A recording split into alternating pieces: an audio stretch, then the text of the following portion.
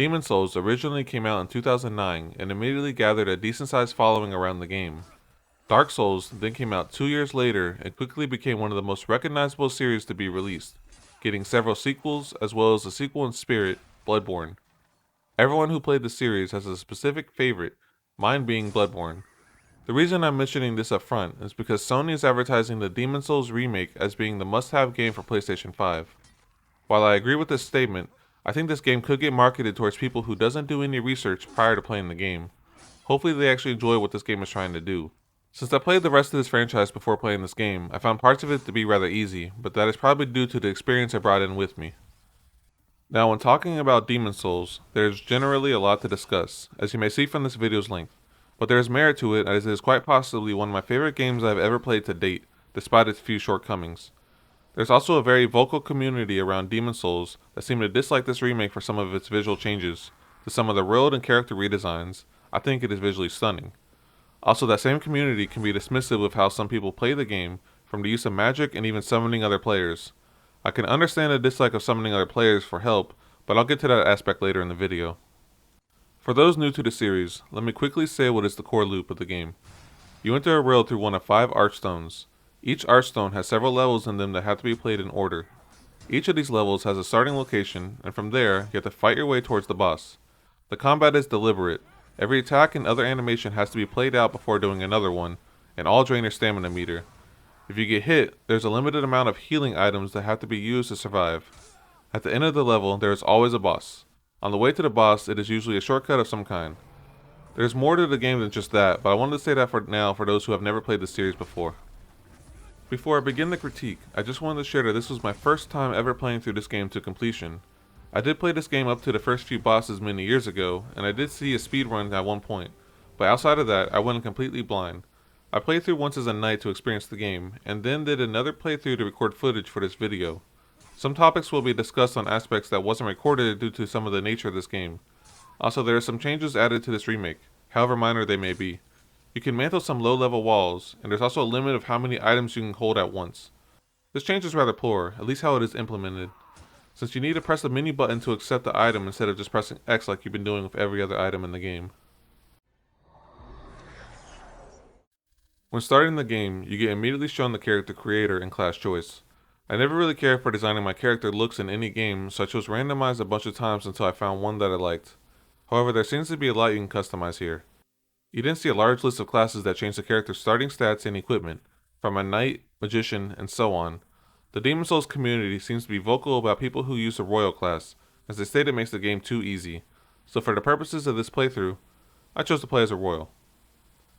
Now of how this game is laid out, for letting the player choose what levels they want to do at any time, my playthrough will vary from others, so I just went from an order that may or may not be recommended towards newer players. Also, the game starts off with an optional tutorial, and since it is so short and all the mechanics will be discussed in detail on the first main level, I'm just going to mention that this is a pretty well made tutorial, even though I would consider the first world in the game to be a better tutorial for new players. Lastly, you're supposed to die regardless in this tutorial from the boss. It is possible to beat him as it gives you some benefits when playing, but I ended up dying when recording for this video so I couldn't show it off. Here is where you are introduced to the Nexus. This is the hub of the game, a location that has trapped the player's soul until their objective is completed. Defeat the old one. I barely understand the story in this game, so I'm not going to discuss it in this video. All I know is some fog entered a place called Boletaria, and with it came a bunch of demons. You travel there to try and stop this, or maybe I'm wrong. I don't play these games for the story as they are batshit crazy. Might be mended. So the world might be mended. Hunting for demons? Try one of the Archstones. Now go. That is why you came, is it not? To this accursed Boletaria? You are told to go to the first Archstone, which is essentially a level select, all of which have multiple levels in them that get unlocked through playing. The first Archstone is all that is available until you beat the first boss in the game. This is also the best time to discuss the mechanics in the game when going through the first level. When you are in soul form, you permanently have half health. This occurs every time you die in the game, and can only be fixed when defeating a boss, using a specific item, or helping another player defeat a boss. You can also have some more health in this form when wearing a specific ream found in this level, thankfully. As you play, you also see messages on the ground, bloodstains, and ghosts of other players. The messages can be placed from any other player, and a majority of the time, they're extremely useful, from informing the player of an upcoming ambush, hidden item, shortcut, or it could just be random things that they just wanted to share. When looking at bloodstains, it shows you how someone died, or just the fact that someone died in this area. Most of the time, these were useless to me, since practically every area in the game you can die, so I ignored this for most of the game. One of the major components in this game is also rogue tendency. I barely understand this mechanic still, as I'm pretty sure it is tied to how many times you have died when in human form. All that happens from this is some doors will open, as well as some more enemies in other areas. I'm pretty sure all Archstones were either neutral or white tendency, so I can't really talk much about the changes until later in the video.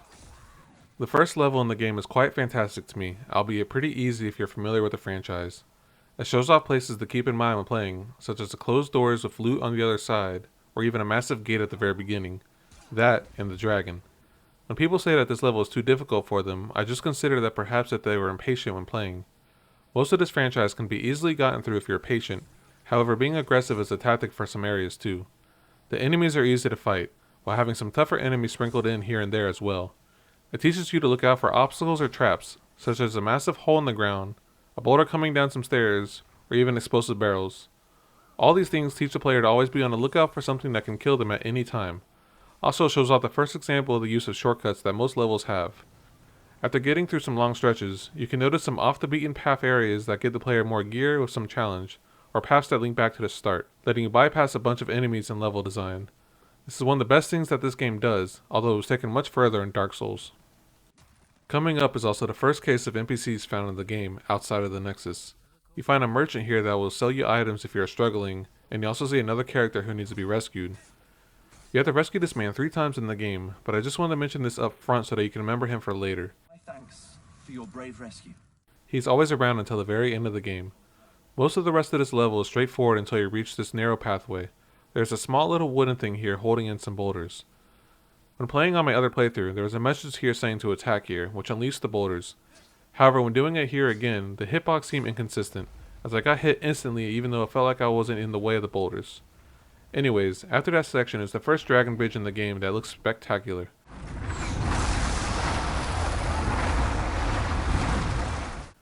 It gives the player plenty of warning with the sound of the dragon coming from the distance, as it lights the entire bridge on fire.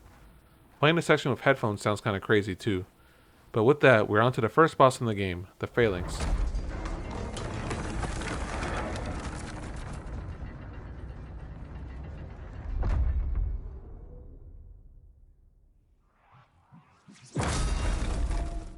You see some suggestions throughout the level of fire, as well as some items that let you use fire on your weapon, trying to lure the player into using something new.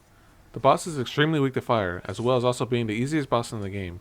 It lets you feel like you overcame the level, as well as giving you a bunch of souls and items for leveling up your weapons. From here, back to the Nexus I went, and where I'll go over the next major mechanics in the game, leveling up and upgrading your weapons. When returning to the Nexus, you are told to speak to the Monumental. They tell you more about the road, and this also unlocks the remaining Archstones to let you play the game in any order that you wish. But first, there is the stockpile of souls that needs to be used. The boss that was just defeated drops a large soul too. This can be used to acquire some gear or just used to help level up. I always use these to level up outside of 2 that I use to unlock some more magic in my playthrough later on. When playing these games, when you die, you lose all of your souls and you have to reach your bloodstain in order to get these souls back that you lost. Essentially corpse running in MMOs. These souls are used to level up, buy items, upgrade weapons when you have the appropriate upgrade materials, as well as a few other things in the game. This is also a way that some people use to try and overlevel if they're having a difficult time. For me, I always try and level up the stats needing to use some weapons, and then level up more accordingly as I play. Same with weapon upgrades. As you may have noticed, in the hub area, there's a blacksmith here to help facilitate that. Leveling up and upgrading gear is the most necessary thing to do in the game, and I'm still shocked some people are able to beat this game without doing that. With leveling and upgrading out of the way, it is time to push through the game. I jumped back into the first Archstone since I feel most players would do this. Plus I'm used to going through games in order, however that changes later on in this game. This level is extremely straightforward. Go across a bridge. However, there's a dragon constantly breathing fire on it, giving the player 2 options. Go under or run out and hope that your timing is good. I did both, but only at the start. You can rescue the knight again from the beginning of the game, since he sucks and keeps messing up. He's just trapped in an area under the bridge. From here, I went back up and crossed the bridge, fought all the enemies, and hoped for the best as it kept getting more and more challenging. You need to be aware of your position as you can still get hit by the dragon, as well as the many enemies around. I like this level, although it can be tough at times wanting to explore while avoiding the dragon. Coming up next is the first time I used the summons in this playthrough. I usually only did this when I happen to see names on the ground, and they can definitely make the parts of this game too easy, as we'll see later on. However, in this instance, I had a strange issue.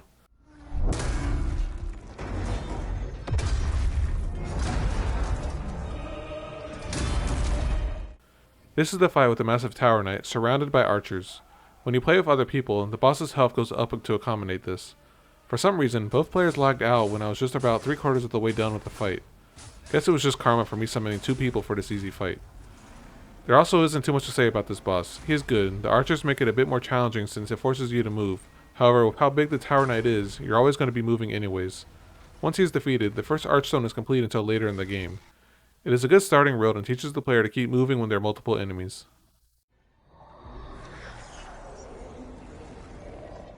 I chose to start off going in order, and I feel others would do similar, especially since the second Archstone is where you find a lot of materials to level up, as well as another blacksmith who is able to upgrade his special weapons.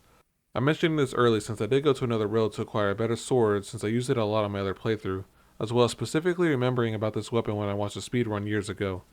This level is interesting. It is a massive mine that is interconnected all the way through. Not all the enemies attack you unless they are provoked first, and die pretty easily. My one complaint about this level is when you're outside. It is too damn bright and yellow, however this could be related to HDR. It does seem a bit too much though when looking back at the footage. It is basically just yellow all the way around.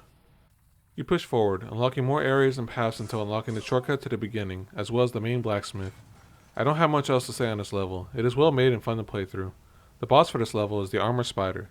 I chose to summon again here since I did see the symbol. The boss isn't too bad.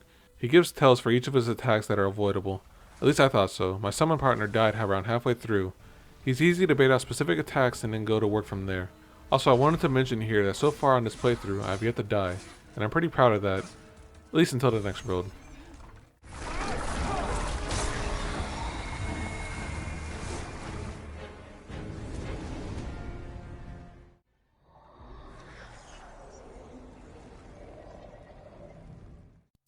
I specifically remember this level when I was younger being rather ridiculous. Playing it again 2 more times, I can say it is extremely straightforward unless you miss an item. There is a man screaming to be released as you enter this prison. The lighting and occasional flashes of light build to this level's atmosphere a lot. It looks great. The enemies are easy to fight, and they put them in groups to compensate for this. Then there are the warden type enemies who are some Cthulhu type monsters. I can't stand some of their attacks, but eventually I learned that they are on a specific pattern that just about never changes. They can do a lot of damage too, and will definitely kill you if you aren't careful.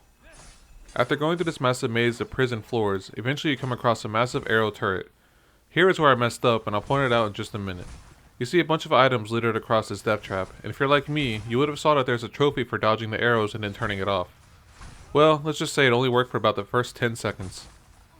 The actual mistake I made here was that the very first item before entering this bridge is mandatory to pick up. It is just out of the attack range, and without it, you can't progress.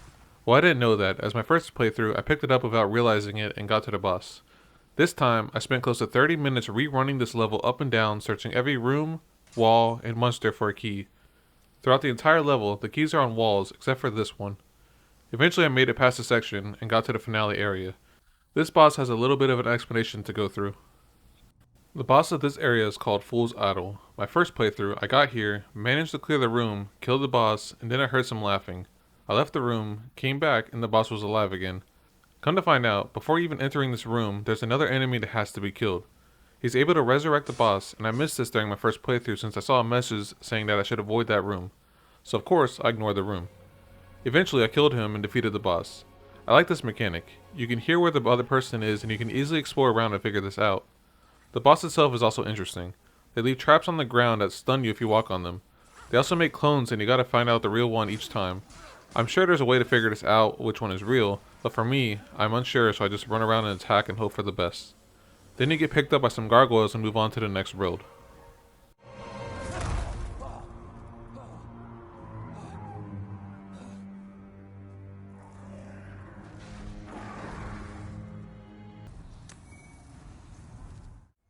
I changed it up a bit here and went to the storm level, Shrine of Storms.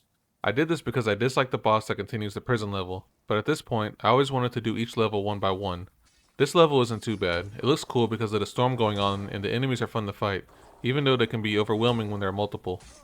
I also stuck with the summon rule I gave myself and tested out what it was like to have someone throughout the entire level. It didn't make it too easy, but it alleviates some difficulty for sure. It is also interesting interacting with someone just by raising a shield up or down or trying to move quickly hoping that they follow. Having two people in narrow sections does make it more difficult though, as I almost died due to being stuck on another player. Not the game's fault, as I chose to have them there. The rest of this level is simple. Get to the end, some tough enemies on occasion, and some talking birds.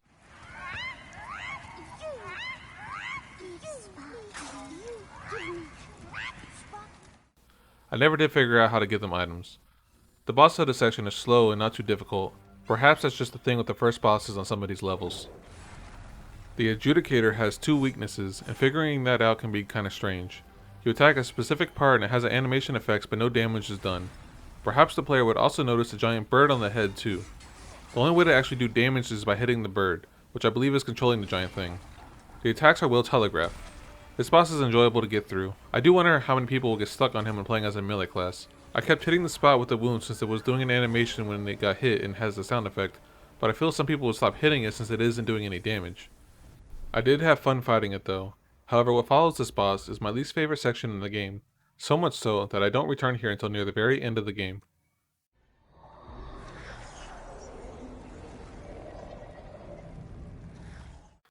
Next up was to finish the first levels of all the Archstones, and all that was left was the first level of the 5th Archstone, the Valley of Defilement. If you played Dark Souls before playing Demon Souls like me, this level is similar to Blighttown, however on a smaller scale. This level is mostly fine. The majority of the level is vertical as you're descending down a large structure. This to me is pretty interesting as there isn't much verticality in these types of games, at least not to this extent. The enemies are mostly easy to fight, even though they tend to do a flailing attack that can do large amount of damage if you don't block it. There are also these puffy enemies that when they explode, they can give you the plague if you're in the cloud of blood left when hitting it. There is also a weird hit detection with some of them as when you cast magic, it seems to aim too low for these enemies.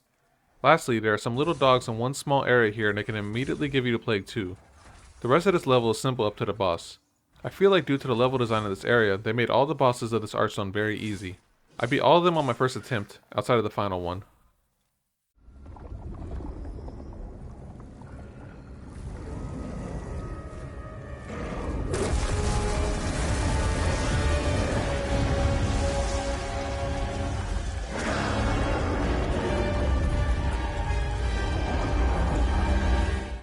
The first boss up is the Leechmonger. In case you couldn't tell, it is made out of a ton of leeches.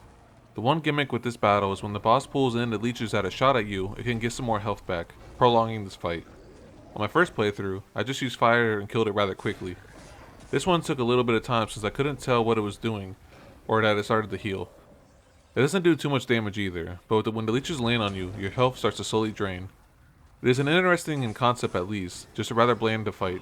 Once it is done, it was off to another Archstone again. Back to the second Archstone. I consider this level to be extremely basic with a lot of optional areas and ways of getting a ton of materials to level up.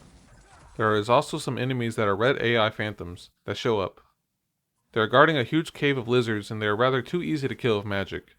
There are also these exploding orbs that are extremely annoying, especially when they are around a hidden corner. Apparently just running straight through is the best option that I found. I don't even know what they are. One section here also has an NPC that likes to trick the player at going towards a trap. This trap is extremely obvious that I killed the enemy before he even did what the trap was. This man is also in Dark Souls, as well as it appears later in the game. From here it was back and then go down the main path towards the boss. Nothing much to this level outside of going down another vertical level, which is nice. I do believe there's a ring in this game that mitigates falling damage, or at least to lower it. I never did find it during both of my playthroughs, so losing some health here was unavoidable. At least the boss is very close by. Next up is the boss, Flame Lurker, who I never did fight one-on-one yet. There was always a summon sign here on both playthroughs I did, and this boss is broken if there are multiple people. You can't really figure out which one to attack and just keeps changing directions while being attacked. All I can say is this boss arena looks cool, as well as his design. I'm sure one-on-one it can be enjoyable too. He's also the last obstacle before fighting the last boss of the second Archstone, and by far the worst boss in the entire game. Dragon God is the last boss here, and the idea behind this boss is interesting if it was perhaps a side area or something, not a mandatory boss. It is the final boss of the second Archstone, and all you have to do is shoot 2 arrows at him and he dies. On my first playthrough, getting through this took me at least 10 tries. However, on this playthrough, I did it on my first attempt. Perhaps this boss was stuck in this room forever, but I don't understand why he doesn't do more other than look around and then smash you once, or perhaps breathe fire.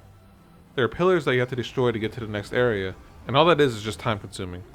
I hate this boss, even though on this playthrough it was a cakewalk. Normally I would die when attacking the pillars. Upon defeating it, you get a soul of the Archdemon, which lets you go to more areas, or at least the final areas of the first Archstone. I'm not sure if this was the only demon that gives you this, but each time I played, I did this area near the beginning half of the game and I got it from him.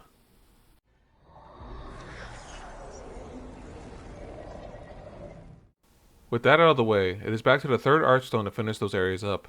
I really like this level's design, even though when playing it cautiously, it can be almost too easy outside of maybe one or two spots. There's a massive heart blocking the path to the next boss, and you gotta cut it down. Simple as that. It may seem confusing at first, since you can't tell what to do right away other than move forward.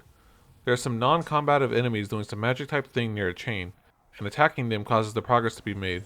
This level is extremely linear, and then the baby snail looking monsters give out some of the weirdest sounds in the game.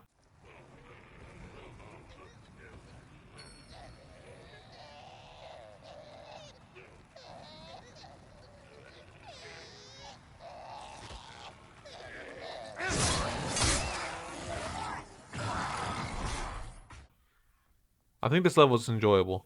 I don't really have too much to say on it since I never had too difficult of a time playing it. The gargoyles can be hard to see at times, and the player has learned to keep an eye out for ambushes by now. The problem with this level is the boss at the end, as well as the boss immediately following it. Man-Eater is by far the worst boss to physically fight against.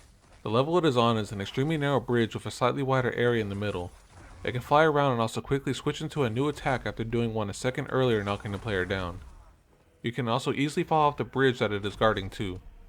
The animation it does seems to be broken, such as when it does a charge attack when hovering in the air. And then once you get the health down to a certain point, another one enters the battle. On my playthrough as a knight, this took me around 15 attempts, and I was only able to do it because I summoned someone else and we both attacked from separate sides. The footage playing now is my first attempt with my second playthrough. I waited outside to try and summon someone, but there was no signs available. Somehow I managed to beat this boss over a while of careful dodges and attacks around the center section. This boss is one of my favorite achievements in this game, and that is something that only these types of games can do to me. It felt like an accomplishment, because it was a difficult obstacle to do. It is a shame the battle was bad, since I did like the design of this level a lot. And then comes the final boss of this Archstone, the Old Monk.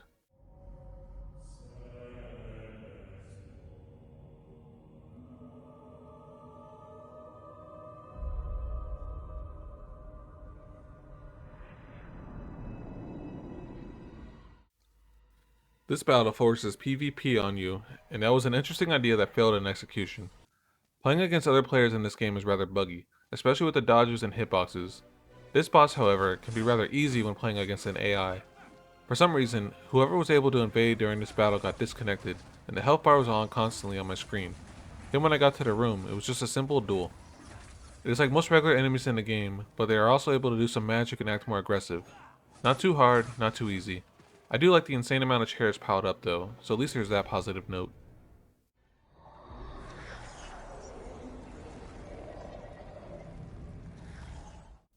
After finishing Row 3, it was off to finish the poison swamp lands of the 5th Archstone.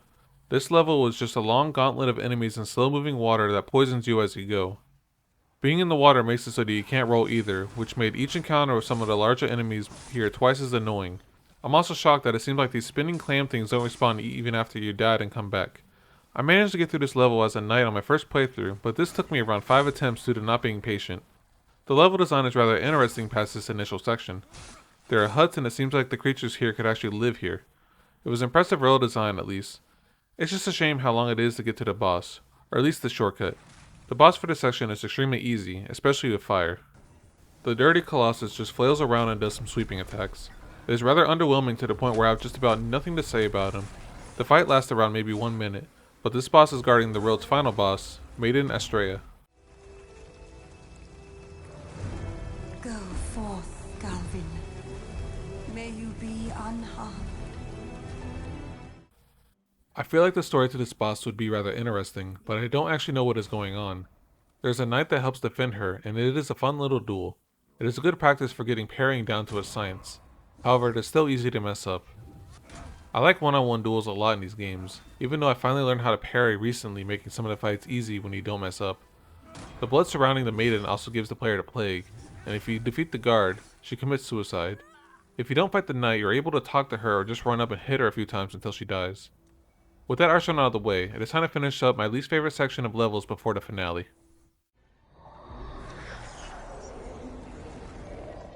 The final sections of the 4th Archstone is rather garbage.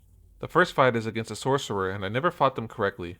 I always jump down and attack and hope for the best, although it is always not a great success.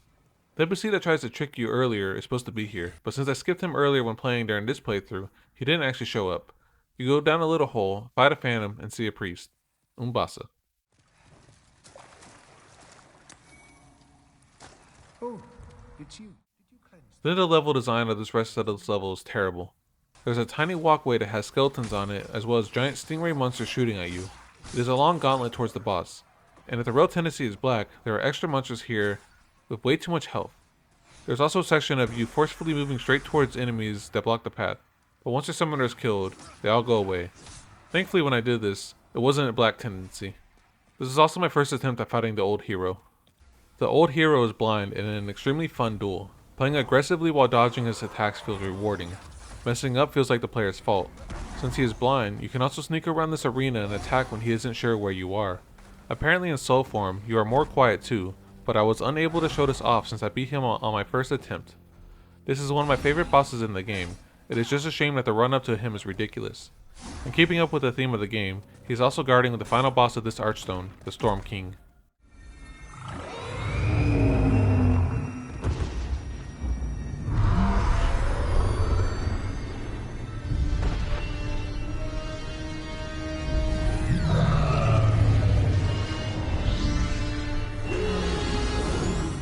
This battle is rather bland, but a cool spectacle. It is also impossible for a melee build, but they place the weapon in the arena for those characters.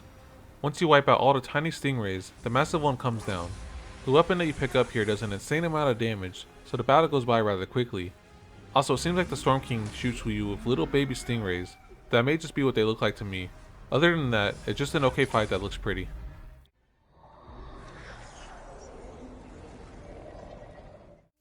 With every Archstone completed, it is back to the first Archstone in Boletaria. I rather dislike this area, but perhaps that was due to me playing poorly. Moving through this level got tedious, since there was just a ton of enemies that rush at you. The group combat can be rather difficult at times, especially since enemy attacks go through other enemies and you may not notice what is happening. You do also save the same knight from the beginning of the game again, for the 3rd time. After reaching the boss room, it went slightly downhill for me. I wish I can talk about the boss, the Penetrator, more, but when I played it for this video, I chose to summon someone since there was a sign there as I did for other parts of the game, and he killed the boss in like 30 seconds. Thankfully, the final boss makes up for it. At least it seemed interesting. I plan on fighting him again one-on-one just to experience it like all the other bosses in the game. The finale is rather a gauntlet of stages. Up first is 3 phantom NPCs that can do rather large amount of damage, but thankfully you can fight them all one at a time since they are slightly staggered. Then comes the staircase of hell up to the Return of the Dragons from earlier.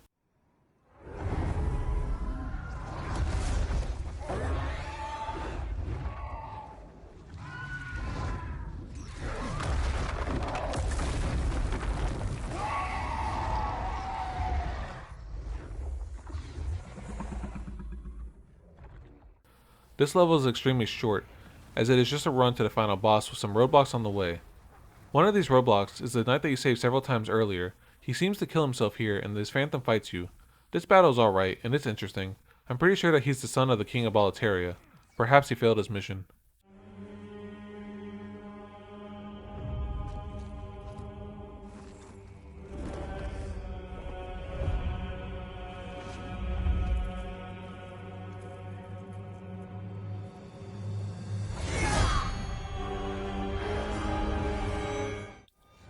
Old King Allant is a really fun duel.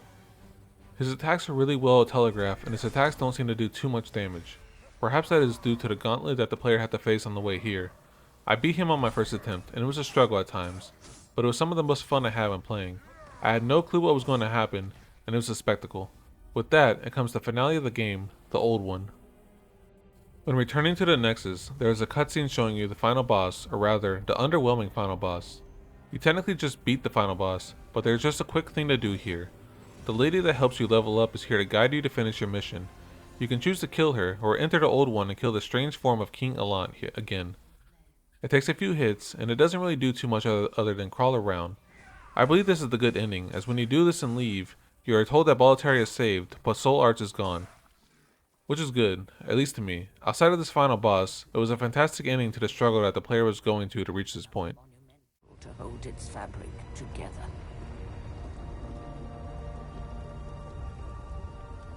A brave new hero of unprecedented power.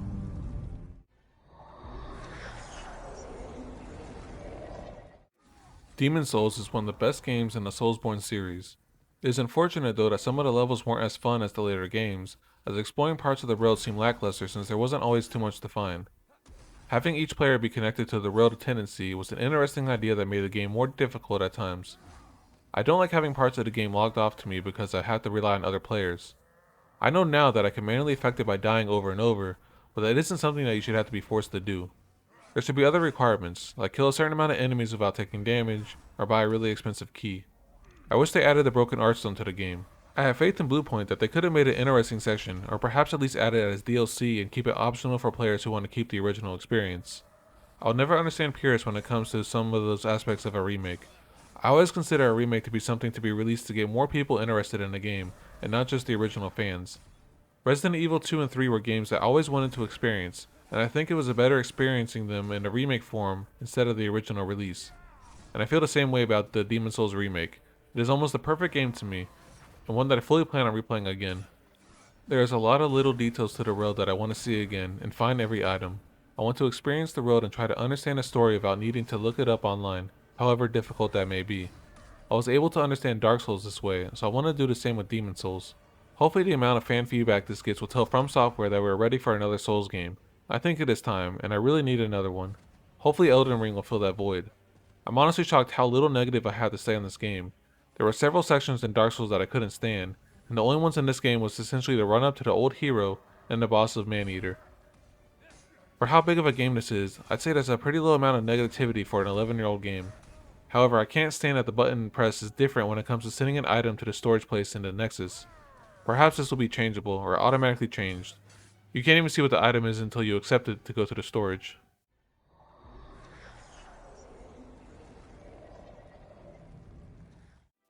After all of that, I think jumping into Demon Souls, the game that started the strange genre of games, is by far one of the most fun experiences I've had this year, or even the past few years. It still doesn't reach the same levels as Dark Souls or even Bloodborne, but it doesn't have some of the same issues that came up later in the series. Some parts may be a tad easy for people familiar with the genre, but experiencing the world for the first time and learning enemies, world design, and bosses is extremely rewarding.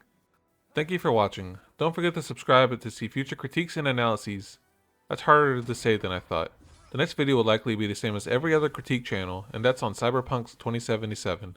I know that game is going to be very long, and with how massive it is to tackle an RPG, I'm looking forward to it. Until then,